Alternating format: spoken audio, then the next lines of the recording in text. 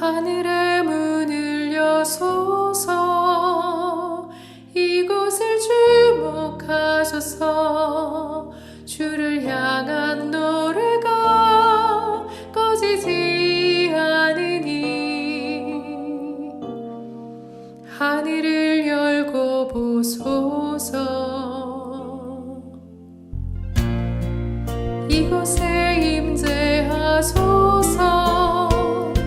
주님을 기다립니다. 기도의 향기가 하늘에 닿으니 주여 임재하여 주소서. 이곳에 오셔서 이곳에 앉으소서. 이곳에서 드리는 예배를 받으소서. 주님의 이름이 주님의 이름만이 오직 주 이름만 이곳에 있습니다.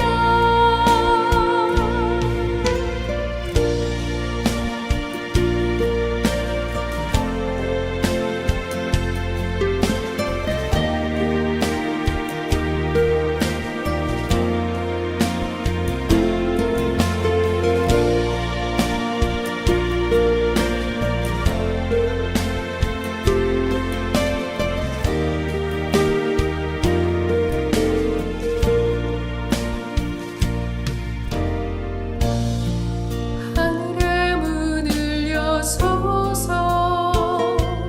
이곳을 주목하소서. 주를 향한 노래가 꺼지지 않으니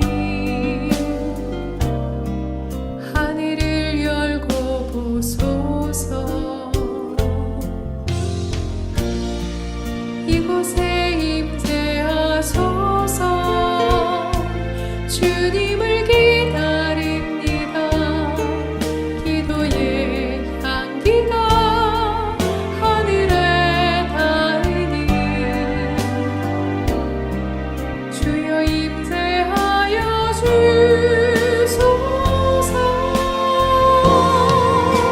이곳에 오셔서 이곳에 앉으소서.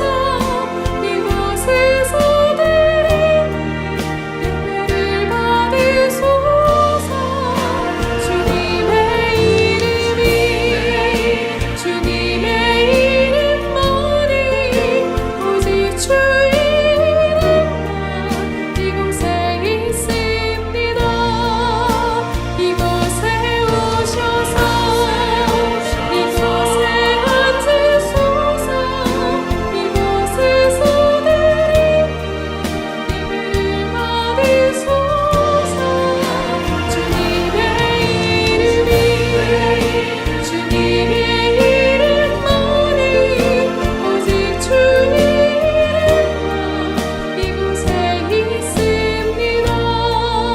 주님의 이름이 주님의 이름만이 오직 주 이름만 이곳에 있습니다.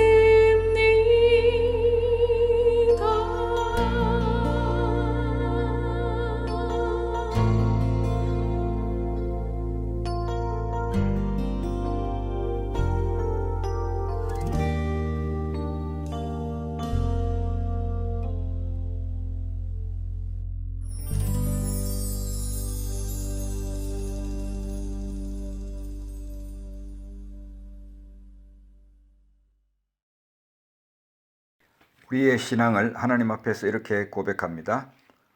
나는 전능하신 아버지 하나님, 천지의 창조주를 믿습니다. 나는 그의 유일하신 아들 우리 주 예수 그리스도를 믿습니다. 그는 성령으로 잉태되어 동정녀 마리아에게서 나시고 본디오 빌라도에게 고난을 받아 십자가에 못 박혀 죽으시고 장사된 지 사흘 만에 죽은 자 가운데서 다시 살아나셨으며 하늘에 오르셔 전능하신 아버지 하나님 우편에 앉아 계시다가 거기로부터 살아있는 자와 죽은 자를 심판하러 오십니다. 나는 성령을 믿으며 거룩한 공교회와 성도의 교제와 죄를 용서받는 것과 몸의 부활과 영생을 믿습니다. 아멘.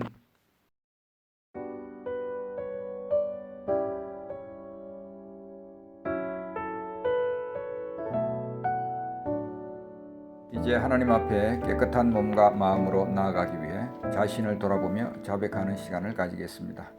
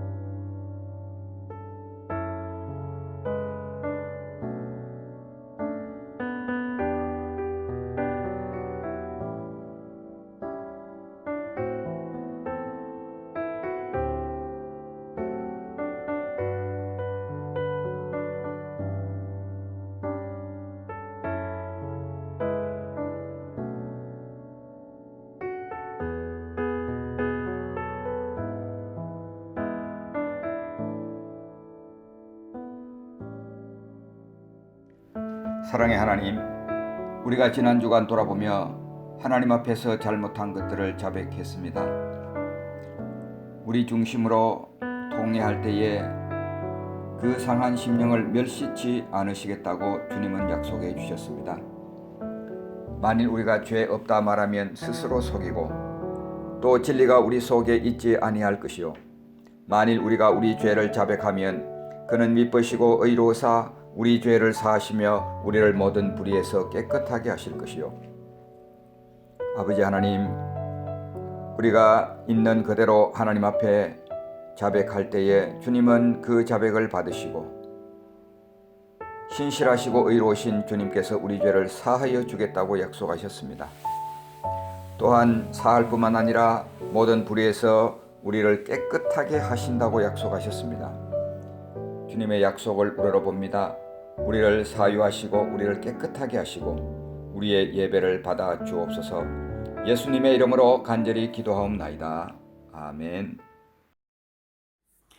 오늘 본문 마가복음 11장 1절에서 14절까지 함께 봉독하겠습니다. 그들이 예루살렘에 가까이 와서 감난산 벳바게와 베다니에 이르렀을 때에 예수께서 제자 중 둘을 보내시며 이르시되 너희는 맞은편 마을로 가라. 그리로 들어가면 곧 아직 아무도 타보지 않은 나귀 새끼가 매어 있는 것을 보리니 풀어 끌고 오라. 만일 누가 너희에게 왜 이렇게 하느냐 묻거든 주가 쓰시겠다 하라. 그리하면 즉시 이리로 보내리라 하시니 제자들이 가서 본즉 나귀 새끼가 문 앞 거리에 매어 있는지라 그것을 푸니 거기 서 있는 사람 중 어떤 이들이 이르되 나귀 새끼를 풀어 무엇하려느냐 하매 제자들이 예수께서 이르신 대로 말한대 이에 허락하는지라. 나귀 새끼를 예수께로 끌고 와서 자기들의 겉옷을 그 위에 얹어 놓음에 예수께서 타시니 많은 사람들은 자기들의 겉옷을 또 다른 이들은 들에서 벤 나뭇가지를 길에 펴며 앞에 가고 뒤에서 따르는 자들이 소리 지르되 호산나 찬송하리로다. 주의 이름으로 오시는 이여 찬송하리로다. 오는 우리 조상 다윗의 나라여 가장 높은 곳에서 호산나 하더라. 예수께서 예루살렘에 이르러 성전에 들어가사 모든 것을 둘러보시고 때가 이미 저물매 12 제자를 데리시고 베다니에 나가시니라. 이튿날 그들이 베다니에서 나왔을 때 예수께서 시장하신지라 멀리서 잎사귀 있는 한 무화과 나무를 보시고 혹 그 나무에 무엇이 있을까 하여 가셨더니 가서 보신즉 잎사귀 외에 아무것도 없더라. 이는 무화과의 때가 아님이라. 예수께서 나무에게 말씀하여 이르시되 이제부터 영원토록 사람이 내게서 열매를 따먹지 못하리라 하시니 제자들이 이를 듣더라. 아멘.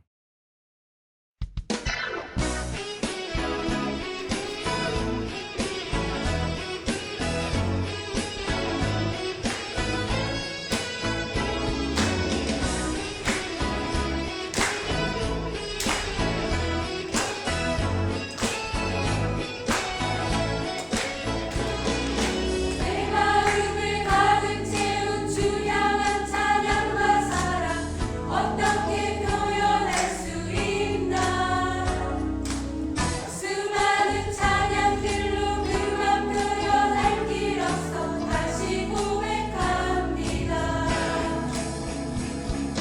주 사랑해요 남 다하여 말로 다 할 수 없어 오주 사랑해요 찬양받아 주소서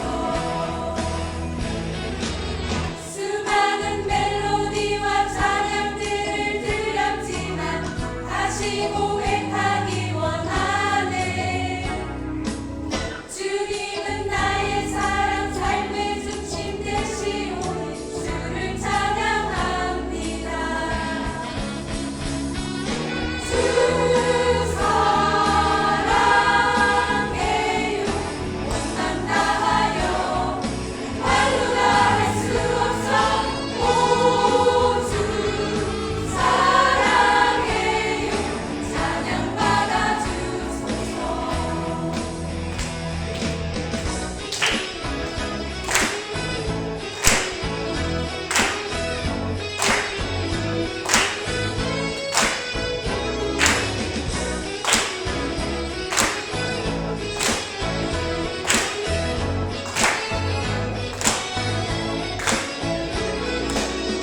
사랑하시 고백하는 새날 주신 감사해요 주님 사랑 다시 고백하는 찬양 주신 감사해요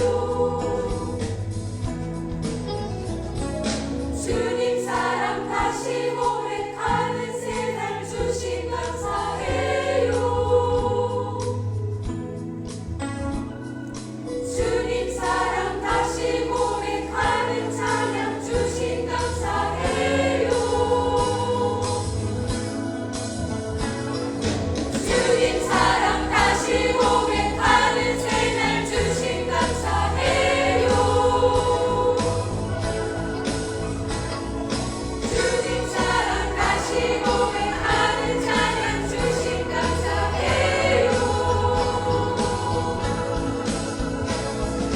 주 사랑해요 온맘 다하여 말로 다 할 수 없어 오주 사랑해요 찬양받아 주소서 주 사랑해요 온맘 다하여 말로 다 할 수 없어 오주 사랑해요 찬양받아 주소서 찬양받아 주소서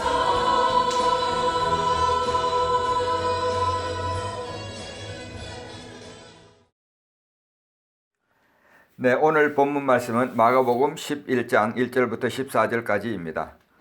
종료주일의 중요성에 대해서 같이 생각해 보고자 합니다. 아시는 바와 같이 오늘은 종료주일입니다. 이는 예수님께서 예루살렘으로 승리에 입성하신 것을 축하하는 주일입니다. 예루살렘에 들어가신 예수님은 목요일에 종교 지도자의 손에 잡히게 됩니다. 그리고 금요일에 십자가에 못 박히셨습니다. 종료주일은 이런 일련의 사건의 시작인 셈입니다. 그리고 사순절 기간의 마지막 주간이 되는 것입니다. 이번 주간은 고난주간이라고 불립니다. 종료주일은 우리에게 세 가지를 생각나게 합니다. 첫째는 하나님의 구원 계획, 둘째는 왕이신 예수님, 그리고 셋째는 열매 맺는 삶입니다. 첫 번째로 하나님의 구원 계획을 같이 생각해 보겠습니다. 예수님께서 예루살렘으로 들어가셨다는 것은 어떤 의미가 있을까요? 이번에 예루살렘으로 들어가는 것은 보통 사람들이 1년에 3차례 예루살렘으로 올라가야 하는 것과 사뭇 다른 의미가 있었습니다. 예수님은 그 의미를 충분히 아시면서 예루살렘으로 들어가셨습니다. 마가복음 10장 33절입니다. 보라, 우리가 예루살렘에 올라가노니 인자가 대제사장들과 서기관들에게 넘겨짐에 그들이 죽이기로 결의하고 이방인들에게 넘겨주겠고, 예수님은 이번에 예루살렘으로 가면 체포되고 죽임을 당한다는 것을 잘 알고 있었습니다. 그렇다면 피하면 그만일 텐데 왜 굳이 그 길을 가신 걸까요? 예수님은 하나님의 계획에 순종하여 예루살렘으로 올라갔습니다. 한마디로 말해서 예수님은 우리 죄 때문에 죽으러 예루살렘에 들어가신 것입니다. 그러므로 종려주일은 우리에게 하나님의 구원 계획을 생각하게 합니다. 하나님은 우리 구원을 위한 계획을 가지고 계십니다. 하나님은 우리가 죄 때문에 우리 자신의 힘으로 하나님께 갈 수 없다는 걸 아십니다. 우리와 하나님과 관계는 단절되었습니다. 하나님은 그 아들 독생자 예수님을 우리를 위해 보내주셨습니다. 그의 구원과 죽음을 통해서 우리가 생명을 얻고 풍성한 삶을 얻기를 원하셨습니다. 그러므로 우리는 하나님의 계획을 의지하고 받아들여야 합니다. 그리고 아직도 하나님의 이 위대한 구원 계획을 듣지 못한 사람들이 많이 있다는 것을 기억해야 합니다. 우리는 이것을 그들과 나누어야 합니다. 하나님의 구원 계획은 이렇습니다. 첫째로 우리는 문제가 있습니다. 하나님으로부터 분리되어 있는 것입니다. 이사야 59장 2절입니다. 오직 너희 죄악이 너희와 너희 하나님 사이를 갈라놓았고 너희 죄가 그의 얼굴을 가려서 너희에게서 듣지 않으시게 함이니라. 하나님은 거룩하신데 우리는 죄 많은 존재들입니다. 죄 때문에 하나님과 우리 사이를 갈라놓은 큰 장벽이 생겼습니다. 이 말씀에 보면 너희 죄악이 너희와 너희 하나님 사이를 갈라놓았고 라고 말씀하십니다. 이 말은 연결이 끊어진 상태, 하나님과 분리된 상태를 의미합니다. 마치 인터넷 연결이 끊어지면 전화 연결도 안 되고 자료 탐색도 안 되고 아무것도 할 수 없는 것처럼 연결 두절된 상태를 말합니다. 스탠포드 대학교에 제프 핸콕이라는 교수가 있었습니다. 그는 자기 수업을 듣는 학생들에게 주말에 과제를 주고 그 경험을 수업 시간에 와서 토론하도록 하였습니다. 2008년 이전에는 학생들에게 48시간 동안 인터넷을 하지 말고 그것이 그들의 삶에 어떤 영향을 주었는지 토론하게 했습니다. 그런데 2009년 그가 안식년을 마치고 돌아왔을 때 상황이 많이 바뀌어져 있었습니다. 핸콕 교수가 그 동일한 과제를 주려 하자 수업 시간에 학생들에게서부터 반란이 일어났습니다. 심리학, 사회학 과정을 온라인으로 수강하는 학생들이 들고 일어났습니다. 이것은 불가능하고 공평하지 못한 처사라고 항의를 한 것입니다. 다른 수업 과제를 하지 못하게 된다. 사회생활을 망친다. 친구들과 가족들이 무슨 일이 일어났는지 염려하게 된다. 이런 것이 그들의 항의의 주된 내용이었습니다. 학생들의 항의 때문에 교수는 이 과제를 취소해야 했습니다. 진짜 문제는 사람들이 하나님과 연결이 끊긴 것을 별로 심각하게 생각하지 않는다는 것입니다. 인터넷 끊어지면 난리가 납니다. 그런데 하나님과 연결이 끊어진 것은 별로 심각하게 생각하지 않는 것이 문제입니다. 많은 사람들이 우리의 삶에 하나님이 어떤 의미를 주는지를 모르고 살아갑니다. 죄의 문제가 얼마나 심각한지도 모르고 살아가고 있습니다. 어제 김바울 선교사님이 의미 있는 비디오 클립을 하나 저에게 보내주었습니다. 코로나 바이러스 때문에 감염되었다가 건강하게 회복된 35살 난 인도 여성이 언론과 인터뷰하는 내용입니다. 뉴스 앵커가 당신은 우리에게 희망을 주었다. 사람들은 코로나 바이러스 말만 들어도 두려워하는데 당신은 그것이 치료될 수 있다는 것을 보여줬기 때문이다. 이런 말을 하면서 이 여성에게 답을 유도하였습니다. 비제타라는 그 여성은 이렇게 대답했습니다. 나는 그리스도를 믿는 사람입니다. 그때 나에게는 아무것도 없었고 성경 한 권이 있었습니다. 의사와 간호사들도 방 밖에서 나에게 얘기했습니다. 나는 많이 외로웠습니다. 그러나 성경은 나에게 큰 힘을 주었습니다. 성경을 읽었을 때 정말로 평안함이 넘쳤습니다. 예수님께서 나와 함께 하심을 날마다 경험했습니다. 여기까지 듣던 여성 앵커가 끼어들었습니다. 당신이 성경을 통해서 힘을 얻고 질병을 이겼을 수 있습니다. 그러나 치료는 과학을 통해서 또 의사를 통해서 된 것입니다. 이렇게 멘트를 날렸습니다. 그러자 비제타라는 그 여성이 얘기합니다. 그럴 수 있습니다. 그러나 나는 나의 믿음을 말하기 원합니다.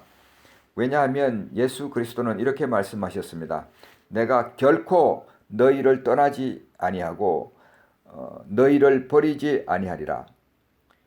그 말씀이 나에게 놀라운 평안을 주었습니다. 나는 오직 나의 이 경험을 말하려고 할 뿐입니다. 나는 혼자 격리되어 있었기 때문에 많이 울었습니다. 가족들과도 오직 문자로만 대화할 수 있었습니다. 완전히 고립되어 있어서 정말 외로웠습니다. 의사도 그 누구도 방문 앞 4-5m 떨어져서 방문 밖에서 대화를 했습니다. 외로운 고립이었습니다. 그래서 저는 분명히 말할 수 있습니다. 그들이 도와주었지만 나의 완전한 치료는 윗분으로부터 왔습니다. 우리 주 예수 그리스도께서 저를 온전히 치료해 주셨습니다. 사랑하는 성도 여러분, 하나님에게 연결된 사람은 예수 그리스도가 치료해 주셨다고 말합니다. 그런데 하나님으로부터 끊어진 사람은 과학과 의사가 치료해 주었다고 합니다. 이사야 59장 말씀 돌아가서 보면 너희 죄악이 너희와 너희 하나님 사이를 갈라놓았고 하나님과 분리된 상태가 바로 이런 것입니다. 사람들이 가지고 있는 문제는 하나님과 분리되어 있다는 것입니다. 자, 그렇다면 해결책은 무엇입니까? 예수님이 우리를 위해 죽으신 것입니다. 로마서 5장 8절입니다. 우리가 아직 죄인 되었을 때에 그리스도께서 우리를 위하여 죽으심으로 하나님께서 우리에게 대한 자기의 사랑을 확증하셨느니라. 예수님의 십자가는 우리의 죄에도 불구하고 하나님께서 우리에게 큰 사랑을 가지고 있다는 것을 보여주신 사건입니다. 하나님께서 우리의 구원을 위한 길을 만들어 주셨습니다. 그렇기 때문에 우리는 예수님을 통해서 그 길로 나아가야 합니다. 그러면 우리가 해야 할 일은 무엇일까요? 성경 말씀은 사도행전 3장 19절입니다. 그러므로 너희가 회개하고 돌이켜 너희 죄 없이 함을 받으라. 이같이 하면 새롭게 되는 날이 주 앞으로부터 이를 것이요. 우리가 하나님께 나아가는 길이 놓였습니다. 우리는 우리 죄를 회개하고 예수님을 믿어야 합니다. 회개는 부패한 죄로부터 돌이키기를 원하는 마음의 진지함을 말합니다. 성령께서 역사하셔서 우리 마음에 이런 변화가 일어나게 하십니다. 회개를 통해서 우리는 새로워질 수 있습니다. 그리고 내적 변화를 경험할 수 있습니다. 이 회개는 예수님을 받아들이는 것으로 이어져야 합니다. 요한복음 1장 12절입니다. 영접하는 자 곧 그 이름을 믿는 자들에게는 하나님의 자녀가 되는 권세를 주셨으니 회개는 예수님이 들어오시도록 받아들이는 것으로 이어져야 합니다.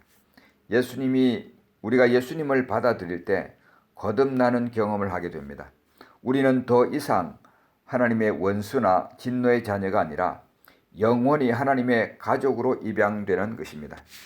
더 이상 죄의 노예로가 아니라 이제는 하나님의 자녀로 살아갈 수 있게 되는 것입니다. 예수님은 종려주일에 이 일을 위해서 예루살렘으로 들어가셨습니다. 체포와 죽음이 기다린다는 것을 알면서도 발걸음을 옮긴 비장한 걸음이었습니다. 그러므로 종려주일은 우리에게 하나님의 구원 계획을 생각나게 합니다. 두 번째로 왕이신 예수님을 함께 생각해 보겠습니다. 예수님이 나귀를 타고 예루살렘으로 들어가실 때 수많은 사람들이 그를 환영했습니다. 그들은 예수님이 가는 길에 옷과 종려나무 가지를 깔아 주었습니다. 고대 기독교에서 종려나무 가지는 선과 승리의 상징이었습니다. 그리고 그들은 호산나 호산나 하면서 예수님을 높였습니다. 여기에 예수님이 나귀를 타고 예루살렘으로 입성하신 또 다른 목적이 있습니다. 그것은 그가 구약 성경이 예언한 메시아이며 이스라엘의 왕이라는 것을 공적으로 선포하는 것이었습니다. 예수님은 앞에서 본 것처럼 우리의 구세주이십니다. 그것은 고난받는 종의 모습입니다. 그러나 예수님은 거기서 그치지 않았습니다. 그는 나귀를 타고 예루살렘으로 입성하셨습니다. 나는 왕이다 라고 선포한 것입니다. 예수님은 나귀를 풀어오라고 제자들에게 보내며 이렇게 말씀하셨습니다.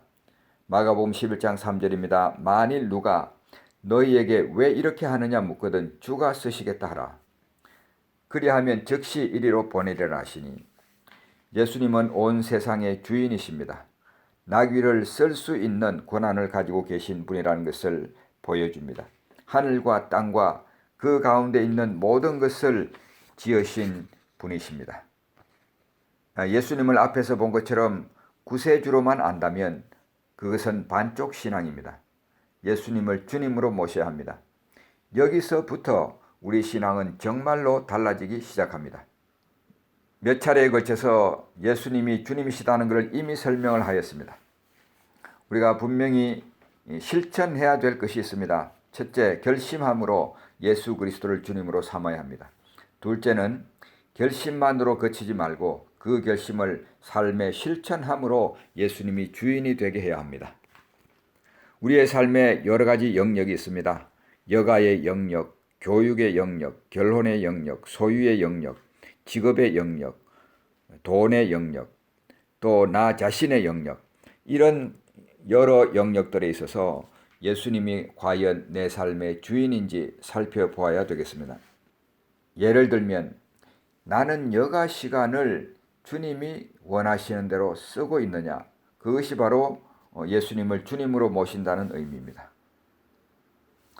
나는 직업을 통하여서 내 직업에 주님이 주인이신가 아니면 내가 주인인가, 그런 것이 바로 예수님을 주인으로 삼는다는 의미입니다.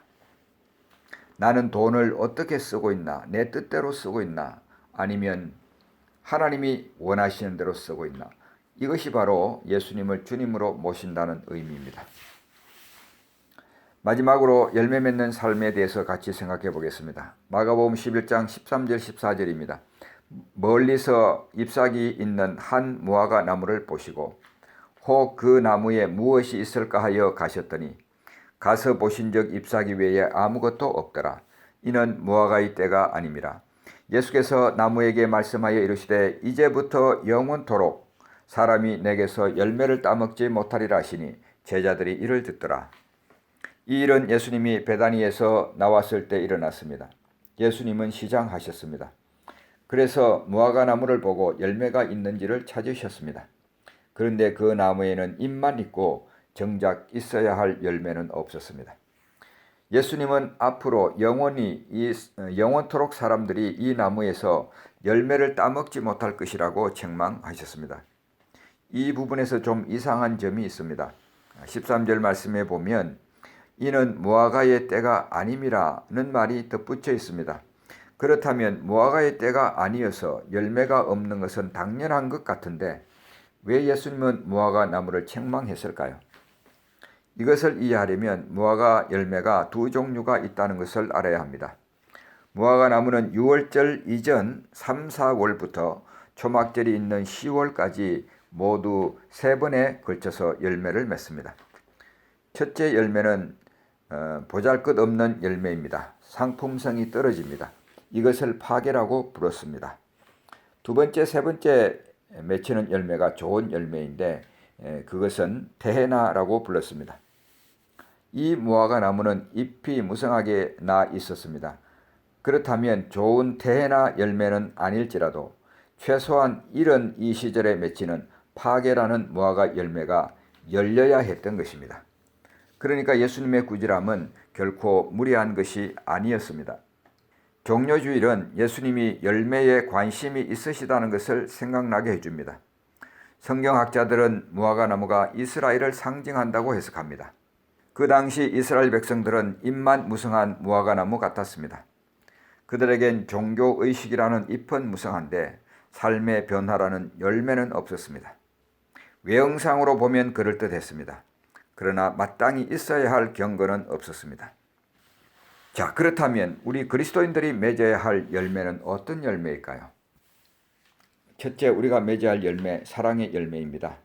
요한복음 15장에서 예수님은 우리가 열매 맺는 삶을 살아야 한다고 말씀하십니다. 요한복음 15장 16절입니다. 너희가 나를 택한 것이 아니요 내가 너희를 택하여 세웠나니 이는 너희로 가서 열매를 맺게 하고 또 너희 열매가 항상 있게 하여 내 이름으로 아버지께 무엇을 구하든지 다 받게 하려 함이라. 예수님께서 말씀하십니다. 너희는 열매를 맺기 위해서 내가 너희를 불렀다. 내가 너희를 택하여 세웠는데 그 이유는 너희로 가서 열매를 맺게 하려는 것이라고 말씀하십니다. 그리고 이 말씀에서 또 한 가지 중요한 것은 열매가 기도 생활과 연관이 있다는 사실입니다.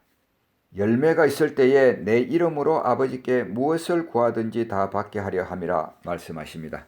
삶에 열매가 있어야 기도의 응답이 올 수 있다는 것을 말씀하십니다. 은혜를 받을 그릇이 준비돼야 하나님의 은혜가 임한다고 우리에게 말씀하시는 것입니다. 요한복음 15장 17절 그 바로 다음 구절입니다. 내가 이것을 너희에게 명함은 너희로 서로 사랑하게 하려 함이라. 메시지 성경 번역에 있어서 이 계명은 뿌리가 되는 계명이다. 뿌리가 되는 명령이라고 표현하였습니다. 요한복음 15장에서 우리가 열매 맺는 삶을 예수님께서 말씀하시는 것을 잘 들여다보면 거기에 중요한 진리가 있습니다. 15장 5절 말씀에 내 안에 거해야 열매를 맺는다고 말씀하십니다. 그런데 내 안에 거하는 것은 15장 7절 말씀에 보면 내 말이 너희 안에 거하는 것이라야 된다라고 말씀하십니다. 예수님 안에 거하려면 하나님의 말씀이 우리 안에 거해야 된다라고 말씀하는 것입니다. 그리고서 17절에 오면 내가 이것을 너희에게 명함은 너희로 서로 사랑하게 하려 함이라. 예수님의 말씀에서 가장 중요한 뿌리가 되는 그 말씀은 서로 사랑하는 말씀이다라고 언급하고 있는 것입니다. 그렇다면 이렇게 됩니다. 열매를 맺으려면 예수님 안에 거해야 한다. 예수님 안에 거하려면 그의 말씀 안에 거해야 한다. 그 말씀 중에서도 가장 중요한 뿌리가 되는 말씀은 서로 사랑하는 것이다. 이런 말씀입니다. 그렇다면 우리가 맺어야 할 가장 중요한 열매는 사랑의 열매인 것입니다. 성령의 열매를 말할 때도 가장 먼저 언급되는 것이 사랑입니다. 잎만 무성한 나무가 되지 않으려면 사랑의 사람이 되어야 합니다. 과일이 주렁주렁 열린 나무를 보면 아름답습니다. 마찬가지로 우리의 삶에 이런 사랑의 열매가 맺힐 때에 우리의 삶은 사람들이 보기에 아름다운 삶이 되는 것입니다. 사도행전 9장에는 도로가라는 여인이 나옵니다. 이 도로가라는 여인이 죽었을 때에 제자들이 베드로에게 연락을 취합니다. 와서 고쳐달라고 간청을 합니다. 베드로가 왔을 때에 그 성의 모든 과부들이 모여서 울면서 도로가가 그들에게 지어준 속옷과 겉옷을 다 내어 보여주었습니다.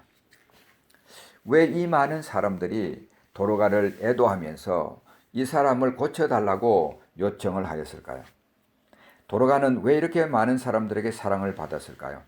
그 비결이 바로 사도행전 9장 36절에 나옵니다.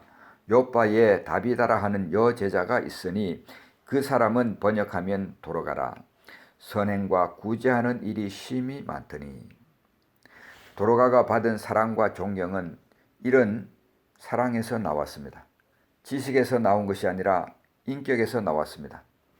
사랑하는 성도 여러분, 다른 사람들부터 사랑을 받고 싶으십니까? 그러면 사랑하십시오. 다른 사람으로부터 존경받고 싶으십니까? 그러면 섬기십시오. 제 아내를 아는 분들은 다 참 좋은 사람이라고 얘기합니다. 저를 아는 사람들은 목사님은 말씀을 잘 전하신다 그렇게 얘기합니다. 그런데 제 아내를 아는 분들은 참 잘 섬긴다고 얘기합니다. 저는 아직까지 제 아내를 좋아하지 않는 사람을 본 적이 별로 없습니다. 아내와 가까운 사이라고 자랑스러워하는 사람들을 여럿 보았습니다. 아내 앞에서 쫄아서 어깨에 각이 잡히는 사람을 보지 못했습니다. 제 아내 앞에서는 모두 다 무장해제가 됩니다. 그런데요, 중요한 것은 이것입니다. 제 아내는 존경받으려고 애쓰지 않습니다. 그냥 잘 섬겨주려고 최선을 다합니다. 저분이 내 딸이라면, 저분이 내 가족이라면 내가 어떻게 해야 할까를 생각하고 정말 그렇게 섬기려고 애씁니다.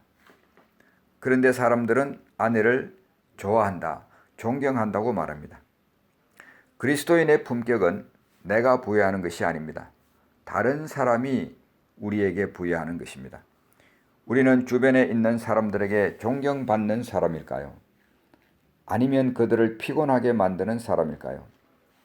그것의 차이는 우리 속에 사랑이 있느냐 없느냐가 결정합니다. 내가 스스로 보기에 괜찮은 사람이라는 것은 별 의미가 없습니다. 우리는 우리 자신들을 잘 보지 못하기 때문입니다. 사랑은 우리의 품격을 높여줍니다. 이기심은 우리의 품격을 한참 아래로 떨어뜨립니다. 사랑하는 성도 여러분, 사랑받고 싶으십니까? 그러면 먼저 사랑하십시오. 존경받고 싶으십니까? 그러면 먼저 섬기십시오. 예수님은 종려주일에 열매를 찾으셨습니다. 우리의 삶에 열매 맺히기를 주님은 기뻐하십니다. 우리가 맺어야 될 둘째 열매가 있습니다. 찬송, 감사의 열매입니다. 히브리서 13장 15절 말씀입니다. 그러므로 우리는 예수로 말미암아 항상 찬송의 제사를 하나님께 드리자. 이는 그 이름을 증언하는 입술의 열매니라. 한글 킹 제임스 버전에는 이것이 그의 이름에 감사하는 우리 입술의 열매니라고 표현하였습니다. 하나님을 찬송하는 것은 감사와 밀접한 연관이 있습니다. 그리고 찬송과 감사는 믿음에서 나옵니다. 믿음이 크면 클수록 감사와 찬송이 많아지게 되어 있습니다. 그리고 그 감사의 질이 풍성해지게 되는 것입니다. 우리가 데살로니가전서 5장 18절 말씀을 잘 압니다. 범사에 감사하라. 이것이 그리스도 예수 안에서 너희를 향하신 하나님의 뜻이니라.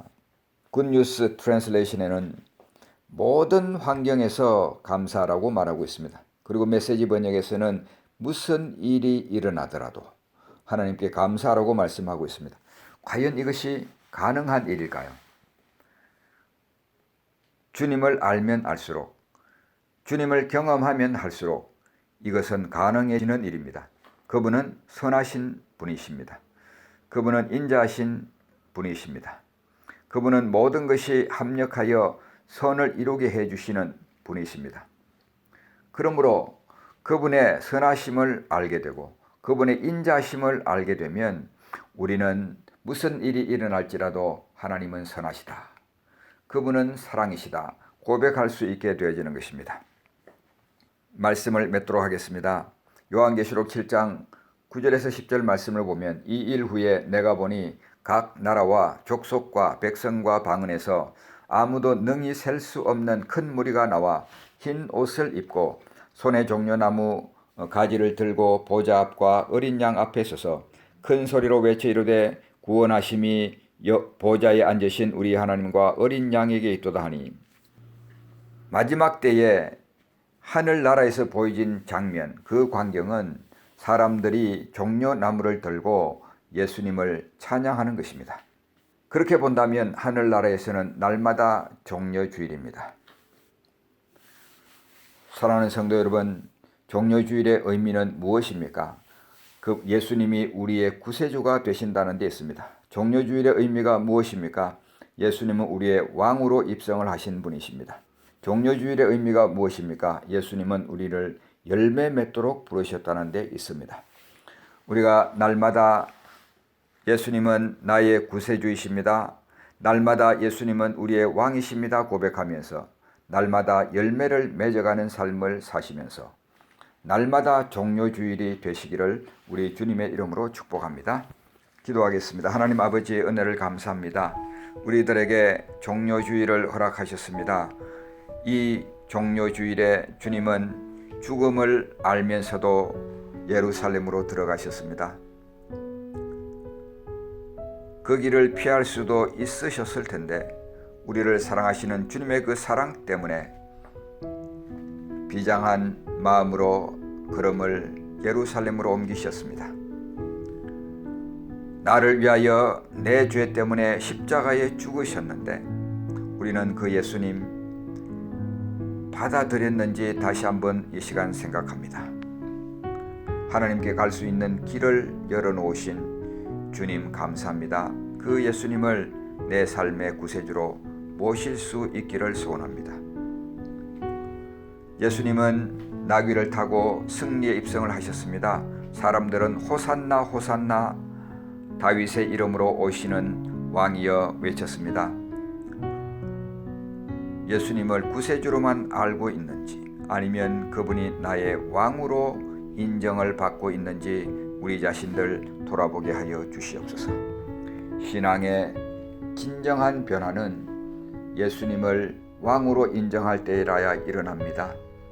그 예수님 나의 왕이 되시기를 소원합니다.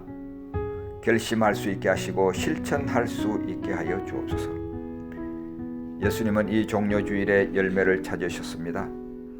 이 열매 맺는 삶을 위하여서 예수님은 우리를 불러주셨습니다. 예수님은 열매를 찾고 계십니다. 내 삶에 어떤 열매가 맺어지고 있을까요? 예수님은 사랑의 열매가 맺히기를 기대하십니다. 예수님은 우리 입술에 찬양의 열매가, 감사의 열매가 맺히기를 기대하십니다. 나는 사랑의 사람일까요? 나는 사람들을 먼저 사랑하고 존경하는 사람일까요? 아니면 주변에 있는 사람들을 어렵게 하는 사람일까요?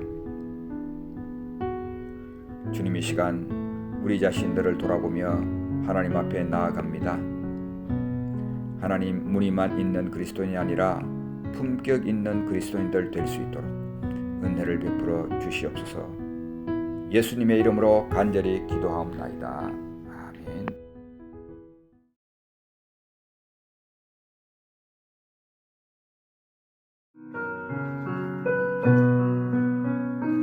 When peace like a river attendeth my way, when sorrows like sea billows roll, whatever my Lord thou hast taught me to say, it is well with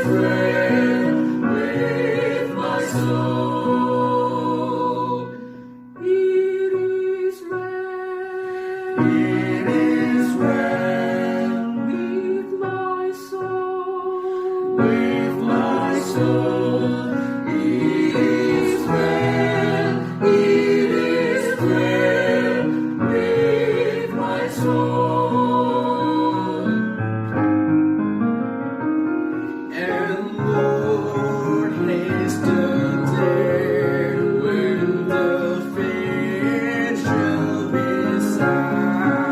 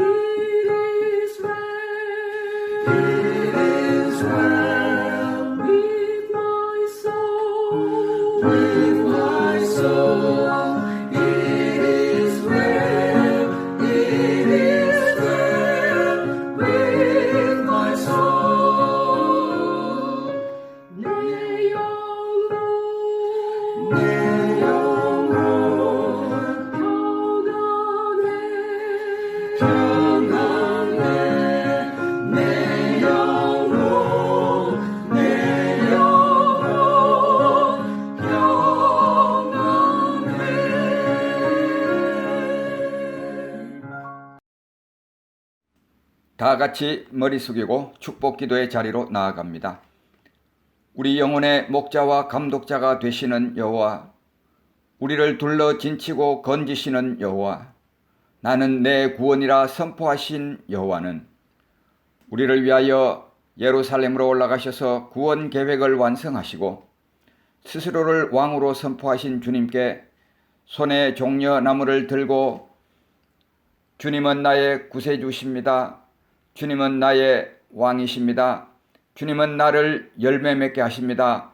고백하는 주의 성도들에게 복을 주시고 우리를 지키시기를 원하며 여호와는 그 얼굴로 우리에게 비추사 은혜 베푸시기를 원하며 여호와는 그 얼굴을 우리에게로 향하여 드사 끝없는 평강 주시기를 원하노라.